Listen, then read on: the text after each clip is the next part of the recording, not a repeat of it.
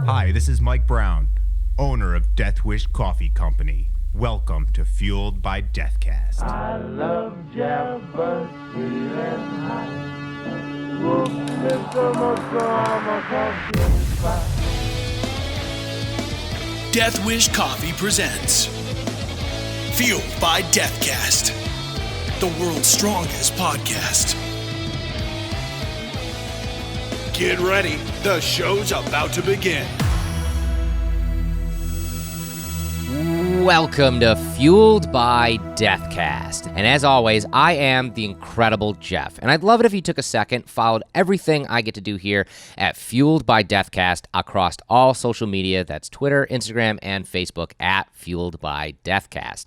And if you're listening to this podcast, wherever you listen to podcasts, whether it's Apple Podcasts or Spotify or Stitcher, Google Music, iHeartRadio, or if you're watching us in full video on the Death Wish Coffee Company YouTube page, please take a second and hit that subscribe button. You'll get notified of new shows, new podcasts, and new fun stuff that we're doing here all the time.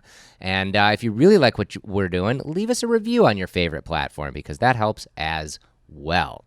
And this show and everything I get to do here at Fuel by Deathcast would be absolutely nothing without the voice of death himself, Brock Powell. You can follow Brock across all social media at BrockVox and at BrockVox.com. He's the voice actor on this show and 1,000 voices out there in the world, and it's really fun to follow his journey through the industry that is voice acting. Secret code unlocked. Discount of death. You heard Brock right there. For being a fan of Fueled by Deathcast, you get a super secret discount code that everybody knows. It's one word, discount of Jeff. Use that at checkout at deathwishcoffee.com for 12% off your purchase over there. So go on over and buy some of the world's strongest coffee and some of our awesome merchandise like hats, shirts, mugs, whatever you see up there. Put it all in your cart, and at checkout, use discount of Jeff to save 12% off your order because you are a fan of Fueled by Deathcast. This week, I'm really excited to bring you my interview with Brandon Dermer. And Brandon is a guy who wears a ton of hats. He is a producer, a writer, a director, a cinematographer. The list goes on and on. Let's just say he's incredible. And when I was out in California, I got the chance to sit down with him at his home to talk about how he broke into the industry and how his career has taken all of these incredible turns, including getting to work with Comedy Central and writing and producing some of his own passion projects and doing a ton of different music videos for bands like Panic at the Disco, Diplo, and Nekrogoblikon. And one of the coolest things about Brandon is that he is connected to Death Wish Coffee since almost the inception of the company in 2012. He's been a huge supporter of the coffee and actually crafted some of the first ever commercials that we used for the company, and we talk about the inception of those and everything else. So I can't wait for you guys to hear this interview. So mugs up this week for Brandon Dermer. The Fueled by Death guest. Brandon, thank you so much for welcoming me into your home and talking with us today. Yeah. And as someone who wears a lot of hats, you are a writer, a director, a producer, a filmographer. I can go on and on and on. I'm always curious how you kind of fall into something like that. What drew you to the industry? Was it something in your childhood, or did it kind of fall into it later in life? Yeah, I mean, I played in bands all through, like my first band I was in the 5th grade. I love this question. Yeah. What was the name? Waterproof. Because I was in bands too as a young kid, and the best thing is those names that you come up with when you're a kid. We were waterproof for 2 weeks. We were from under. And then after that, eventually we were Ender, and then Cellar Door, and then Morning Scene, and then Football Weather. We went through Football Weather might be my favorite. I loved that one. That was my band in college. That's amazing. But so I was always playing music, and then also I just loved comedy and making sketches with my friends. Mm-hmm. So, I mean, as long as I can remember, like my friends and I would get cameras and just make, especially in like the Jackass era, like skate videos and like just like hurting ourselves, dumb videos, like random stuff. Not hurting ourselves, like cutting ourselves. I mean, like our friend like throwing a skateboard at another friend or whatever. Right. And then and then when I got to high school, I played in this band that we played shows every weekend. That was like the jam. I also had a radio show that me and my friend had at 6 a.m. We'd get stoned, sorry mom and dad, and do this radio show. And I was just so, and then also we made commercials for, so I went to a school where we had like TVs in the classroom. I know that's like now everyone has that, right? Back, you know, in the early aughts, and there were morning announcement videos, and clubs can make commercials to promote their clubs. Oh, cool. And my friend started Xbox Club, and me and my friends made commercials for Xbox Club, which we took sketches from Amy Poehler's UCB and just basically repurposed them to be about the Xbox Club. And then, so I was doing all that. Then when it was time to go to college, I went to Columbia College Chicago, and my first semester, I did music business, and I was like, why am I doing this? I didn't like school to begin with, and I don't know why I'm doing this. I'm going to transition to film. And I got into film, and I had a job waiting tables, and me and my friends split a Panasonic DVX 100A, this camera, and we just filmed sketches every month. Like through school, I was only required to make 3 films, but we made like 25 and an unwatchable feature. But I really learned everything through that. Does that answer the question? I've kind of been always doing it. You know? No, that totally doesn't, because it's really interesting, because now, and you can kind of talk about this a little bit too, like you even said it, you know, like now there's a TV in every classroom, you know, like now technology is so much where, you know, because of YouTube, because of the smartphone in your pocket, you know, you can go out and make your own content pretty much on the regular. And, you know, it's interesting to hear how people get into this industry, especially today, because there's so many more opportunities. Yeah. Do you think that the film industry specifically, do you think it is becoming oversaturated because of that, or do you think it's being helped because of? I think it's just giving better more access? Opportunities, right? Because you can be discovered from YouTube or Instagram or whatever, you know, whatever medium you find. Like I popped through YouTube and Reddit. Like that's what got me going. And, you know, maybe back if it was 20 years before that, being a music video comedy guy, maybe it would have been MTV, you know, but I think it just gives a more direct opportunity, but at the same time, there's so much clutter you have to cut through. So there's more opportunity, but I still think you have to make something that's going to stand out and cut through. You know, even though there could be all these platforms, you can be doing everything, but if you're not doing something true to yourself, that's going to cut through. It's just going to be cluttered. That's good advice. And then so you go to school for this, and you're working, like you said, you also have a job. You're working through it and all that. And since, I mean, your career is incredibly awesome. You've worked with Comedy Central. You've worked with, you know, a lot of different bands. You've done commercial work. You've done all sorts of stuff. But was there a point, let me ask it that way, where it was like, oh, okay, I can do this for a living now? Yeah, so at the end of school, my last semester was this semester in LA, out of Chicago. You come to LA, and every day it was basically different people in the industry, from assistants to like high-level writers, would come in and tell their story and trajectory. And it was apparent right away there's no right way to do this. Like you just got to believe in yourself and put in the work. I got 5 internships. I was waiting tables. One of my internships turned into a full-time gig as an assistant to a producer and a manager. I didn't even know what that really meant, and I wasn't super qualified.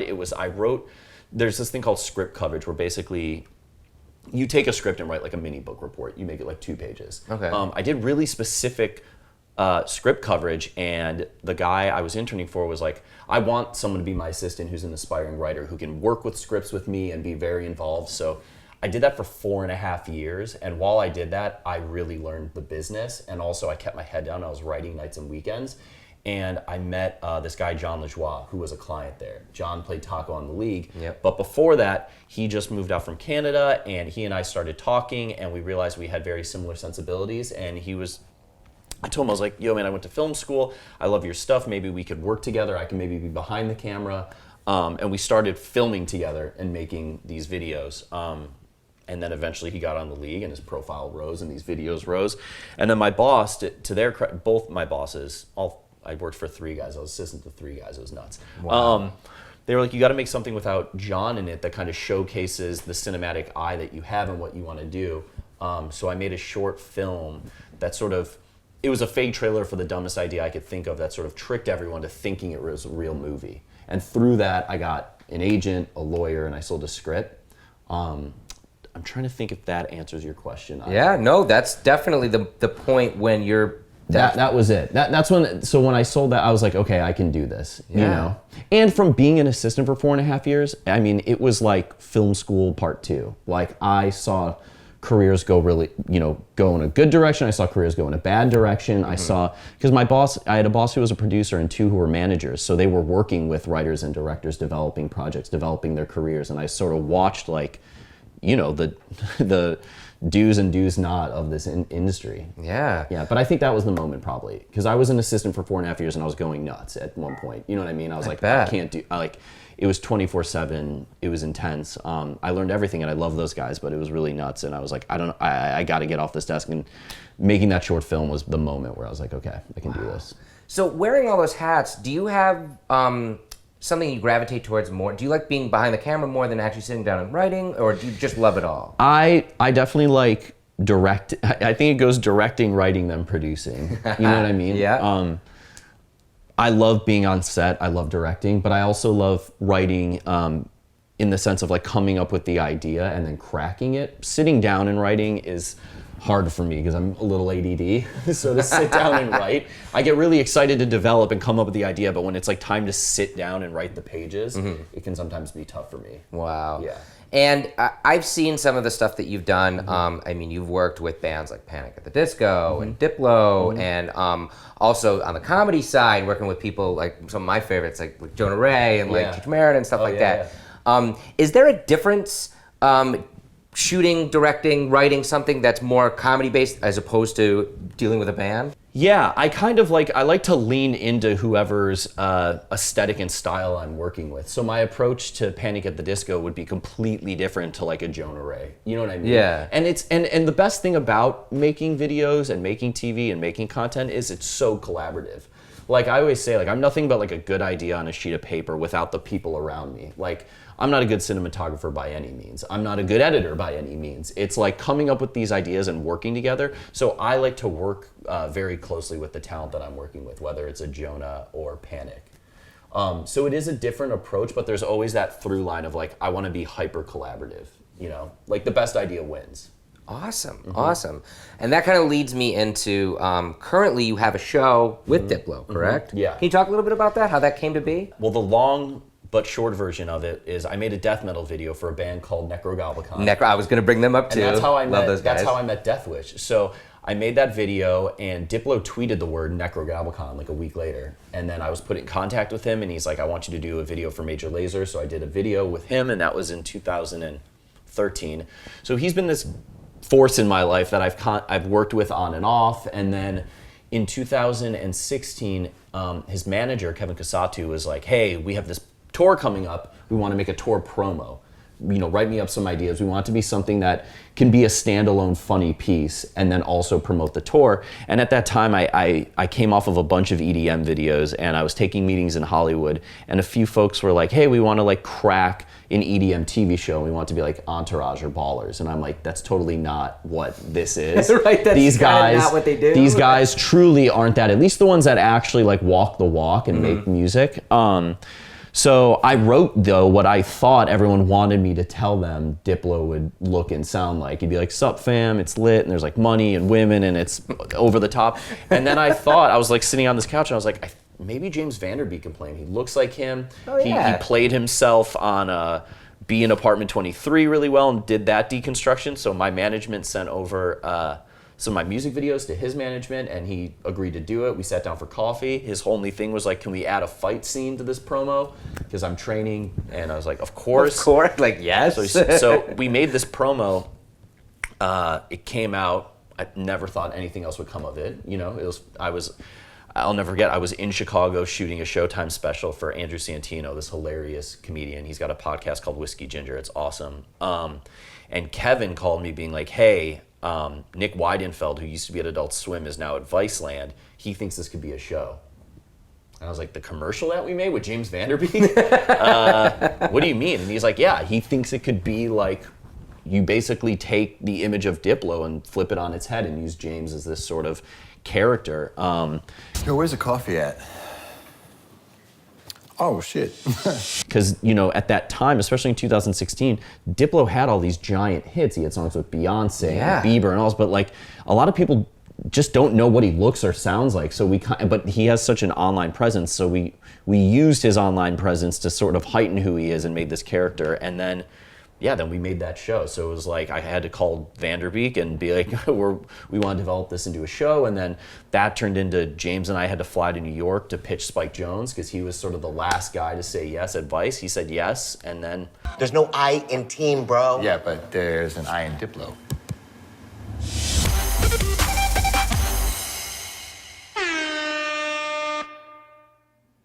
We got to make that show, and it was... And it's still going, right? Yeah. Correct? Yeah, so it's on Hulu right now. That is so... What a cool little story. Like, so random.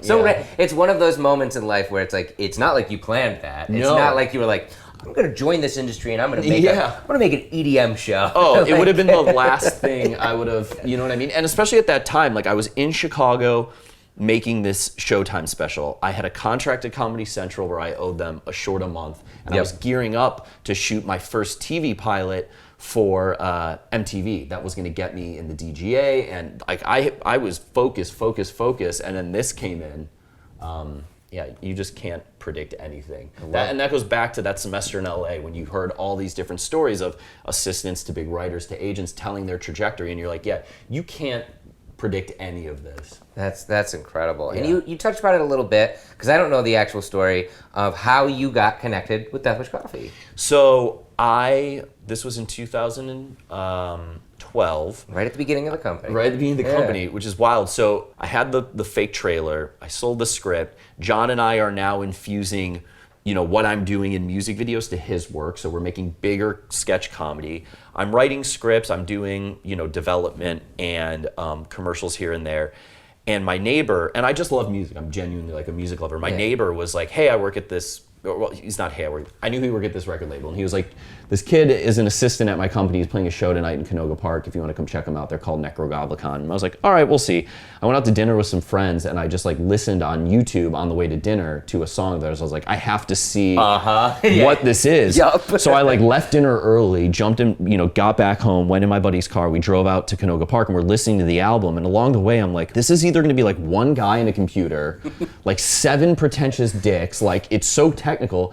And we walk in and it's just like dudes. They all look very different. They don't look like a cohesive band, but they're playing, like my whole thing that I love is like no matter how dumb the idea is, you treat it with, the utmost sincerity. And they were doing that musically. And I thought it was hysterical, but also I loved it. The music was like so rad. And there was like maybe 10 people at the show. And I walked up after, I was like, that was incredible. I want to do a video for you guys. They're like, we don't dress up as goblins. We've heard like people want to do stuff.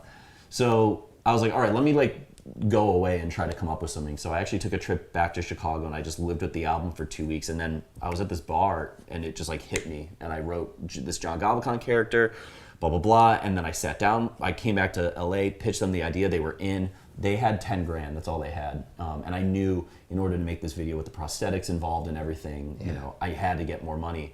So I went on, I looked at the script and I was like, okay, what could I use for product placement in this video organically? I was like, what happens? So he goes to work, he's drinking coffee, he smokes weed, he's drinking beer. And then I went online and just looked for brands that I thought would align with the video. And I was on Facebook and I saw an ad for Death Wish Coffee. And I mean, I was a hustler. I am now, but I was a hustler. Like I reached out to 75 brands and I got 3 to commit. Death Wish was like, at this time, we just can't. Yeah, because we were like, I mean, that was before I was even part of the company, but there was 2 people or 3 people working for the company this time in a basement. So they're like, thank you for the interest. And then the video came out, and like 6 months later, they're like, yo, we loved the video. We'd love to work with you on some visuals. So then, this was huge for me too, because at the time, the commercials that I were doing were like very, very small. They gave me enough money to make 2 spots for them. And do them right. And I still use them on my reel to this day, especially that janitor one. And it was a nice exercise too of like, most commercials that I do, it's like there's already a creative in place. It's like, big ad agency and client, they have a thing, they're just looking for a director to execute. This was like, hey, we want to make a spot, what do you think? And we worked together, came up with these ideas and executed. And then I've just been tight with John and Mike ever since. Kristen, I know it's already late, but I'm going to need you to work through the night. I need those reports on my desk first thing in the morning.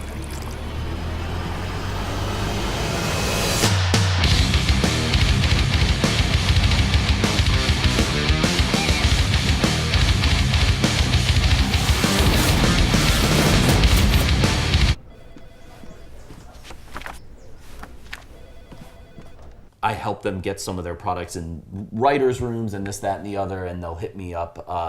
I helped them when they were, before winning the QuickBooks thing, I did some social media stuff with them to help push that. That's excellent. Yeah, and they were just good dudes. They came out really to LA are. and we hung out, and I set them up with meetings at like Comedy Central, Adult Swim. Where else? We did a video with Makers Studio. At the time I set them up with Makers. I just dug that they were so like punk rock and hustlers, you know. And we still are to this day. Yeah, totally. 100%. Yeah. Can we talk a little bit about those? Because I mean, again, this is before I even started working for the company, but some of the first stuff I ever saw for the company were the videos you made for the company. The it's wild. skateboarder video Yeah, yeah. and the janitor video are Yeah. like some of my favorite stuff that the company's ever done. Can we talk about how that kind of came to be? Yeah, so it was like the janitor one was after Nekrogoblikon. They're like, you know, we want to do some more traditional spots, but still have that punk flair. And I just thought, like, you know, I was drinking Death Wish because I'm a coffee addict and I drink it every morning. But I was like, who else would really benefit from this? Like, what are some jobs that like you'd really want to fuel yourself? And I thought about like the night shift, you know, we thought about the janitor. And then also like, you know, a lot of my friends will make fun of me on set, no matter what we're shooting, if it's EDM, country, whatever, I listen to metal like throughout the day in my headphones to kind of keep me going. Right. So that's like what inspired the janitor. I was like, this guy's like about to pass out. He's like on the night shift cleaning toilets, and then he drinks the Death Wish and it like infuses metal. And then that song's Nekrogoblikon.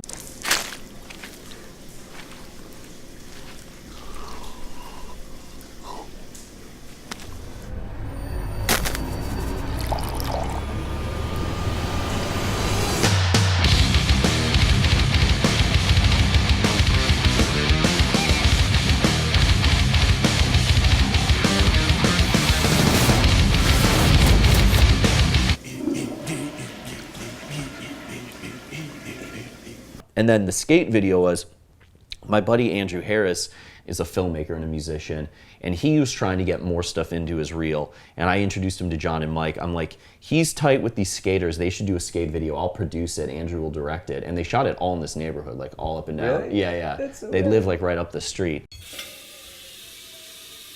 All right, settle down. This one goes out to all you late risers. It's called Kush Living. It's 12:30, traffic on the 405.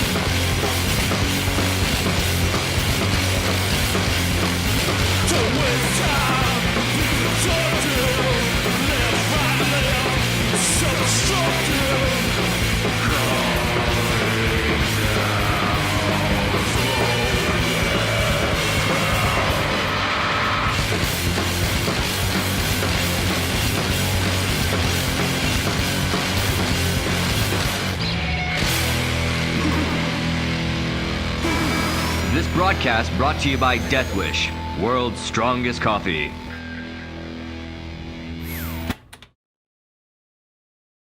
And that was just another one where it was like they just wanted to put out cool content, you know? Yeah, it's so really rad. Yeah, John and Mike are like the best. They really are. And I've said it before on this very show, and it's funny because I'm even going to have Mike on this very show in a little bit again, because I always love talking to him about the company. But this company and its mentality of fueling people's passion and being very punk rock about everything would not exist without someone as, and I say this in the most loving way possible, crazy as Mike and John. Oh yeah, totally. Like 100%, you know, and it's really interesting as we've grown as a company just to see, you know, what they come up with and how they kind of push the company forward. 100%, and so fast. It is wild that they were just starting in 2012. Yeah. You know. Yeah, cut to 7 years later, and I mean, we're now, this year is the first year that we're really doing a lot in retail market. Yeah. Doing a lot internationally. We've been to space. It's nuts to think about where we've been. And that kind of brings me to the theme of this show, which is fueling your passion and also being fueled by death. We all want to leave this world a little different before we inevitably leave it for good. Yeah. And I think you are doing an incredible job of doing that and leaving your mark on this world. What fuels your passion to keep moving forward, to keep going? It's scratching this itch of making people laugh and making people think differently and watch and seeing that reaction and getting a reaction, you know? Yeah. It's really like, I know how much music and comedy meant to me growing up and still does, is a huge escape for me, you know?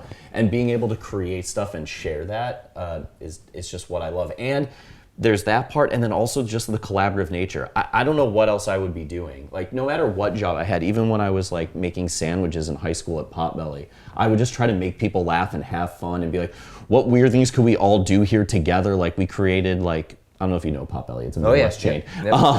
Maybe they have them on the East Coast now, but we would like invent our own sandwiches and like all make it.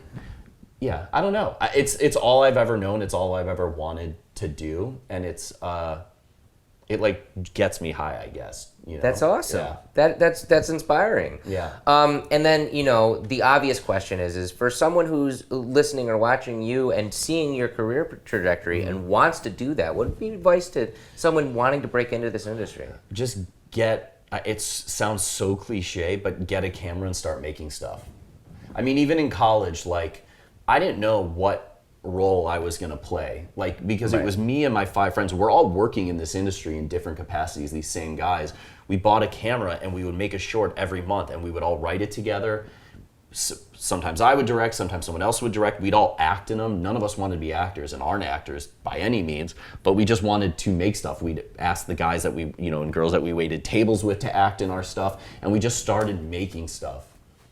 Yeah, and your previous question, I think it is just that drive to like tell stories, share experiences, make people laugh, and make people think a little bit differently, you know, or maybe and through comedy and subverting things, like maybe having a little more empathy, or maybe taking a break and not taking the world so seriously, which I need all those things. So, yeah, you know, for sure, me too. That is really, really awesome, and your journey is really cool to follow. Thanks. Finally, what's next? What's coming up for you that I know you can talk about? Oh, you know, there's obviously stuff. Yeah. So, I mean, part of this industry is development. You know, I've had projects, some that have been in development for 5-6 years. Who knows if they'll ever be shot or see the light of day? But that's the beauty of music videos, is that A, they're a passion of mine, but B, they're constant and they're quick turnarounds. You know, I'll get hit up for a music video on a Monday, I'll pitch on it on Tuesday and then shoot it the following week or the week after. Wow, so that is quick. I've actually I've done like 6 music videos and 5 commercials this year, so I'm actually taking a break just to write. But as far as what you'll see coming out, yeah, I can't even like, I'm working on a feature that I have set up. I'm really pumped about. I have a couple TV shows in development, and then soon they'll announce it. I have a music doc that I'm really pumped about. That has a really awesome cause around it that I'm going to be filming from like August through October. Excellent. And it'll be out next year. Yeah. Excellent. Well, when that is announced and everything, we'll obviously push it on our channels and everything, definitely. which is great. Yeah.